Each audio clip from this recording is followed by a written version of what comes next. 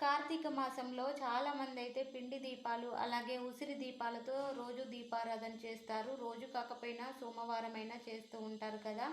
అలా చేసినప్పుడు పూజ అయిపోయిన తర్వాత ఈ పిండి ప్రమిదలను ఏం చేయాలా అని చాలామందికి అయితే తెలియదు. ఇలా అయితే చేయండి. గోమాత అందుబాటులో ఉన్న వాళ్ళకైతే చక్కగా గోమాతకు తినిపించండి. ఈ పిండి ప్రమిదలన్నీ ఒత్తులు తీసేసి ఒక ప్లేట్లో వేసేసుకొని ఇలా పిండి పిండిగా నలిపేసుకోవాలి చేతితో. ఆ తర్వాత మనకి నల్లటి పిండి ఉంటుంది కదా, అదంతా తీసేసి 2 అరటి పండ్లు పెట్టి గోమాతకు తినిపించటం వల్ల చాలా మంచిది. గోమాత ఆకలి తీర్చే అదృష్టం దక్కితే మనం ఏ జన్మలోనో పుణ్యం చేసుకున్నట్టే.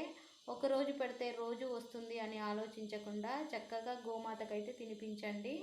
గోమాత అందుబాటులో లేకపోతే ఎవరు తొక్కని ప్రదేశంలో అలాగే చెట్టు మొదట్లో కానీ నీటిలో కానీ ఈ పిండి దీపాలను వేయడం చాలా మంచిది.